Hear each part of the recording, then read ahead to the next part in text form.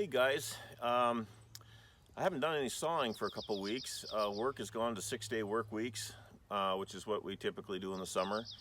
And I've been kind of tinkering around with the new tractor. I built a ballast bar for the 3-point hitch, which I'll be showing in another video.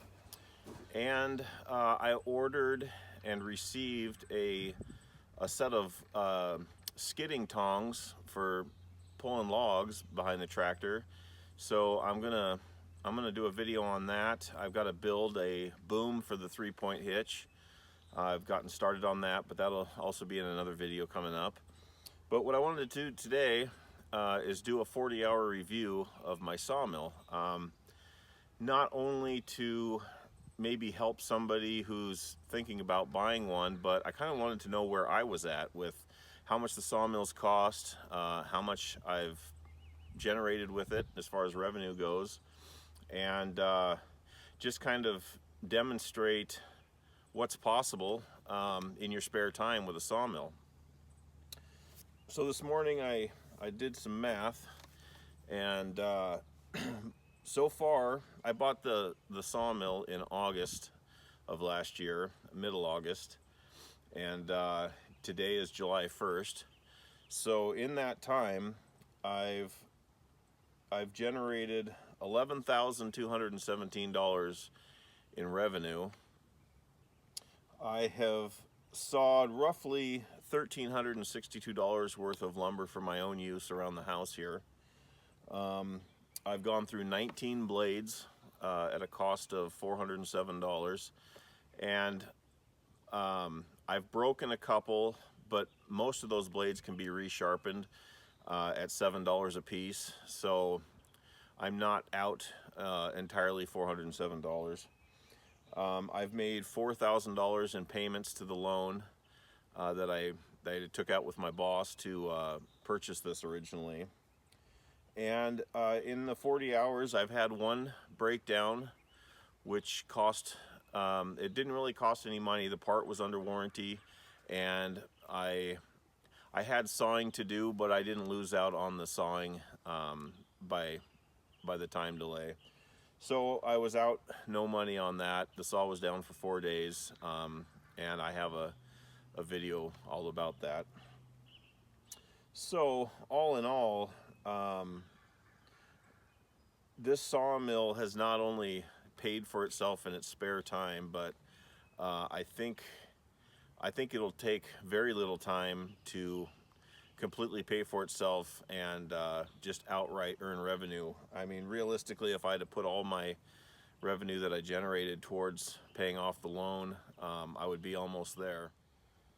As far as wear and tear on the saw, if you keep things lubricated properly, for instance, the track, there's a pad inside the saw head that you keep oiled with transmission fluid, and as long as you do that, the track itself stays relatively rust-free. And the chain, the drive chain, also I try to keep that clean and oiled, also with automatic transmission fluid. All the rails that the saw runs up and down all seem to be in really good shape, and the bearings are all good. I blow out the air filter just about every use, and other than that, there's not a whole lot of maintenance involved. I don't have an exact figure, but I would bet money that I've used less than $100 in gas for all that sawing. I think the only thing I would really consider modifying is how this water is placed on the blade, because when you're running high amounts of water, it just wants to shoot straight off the blade, and it doesn't really focus the water where the blade is entering the saw. So I've got a few ideas on that, but you'll have to stay tuned. I haven't come up with a final plan yet.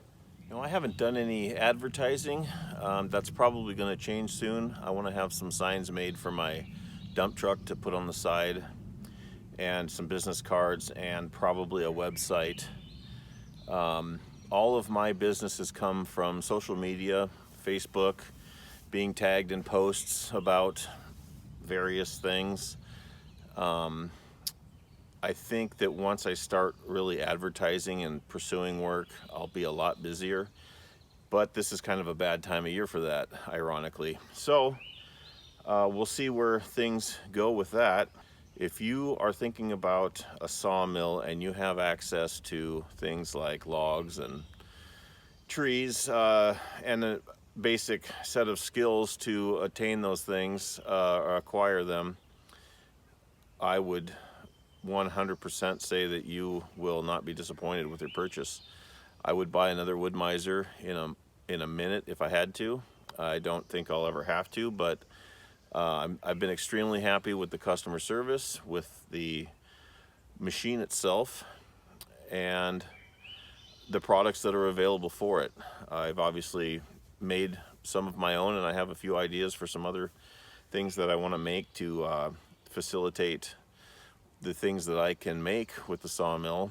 That'll also be coming up. But all in all, I've been extremely happy with the entire experience of owning the sawmill.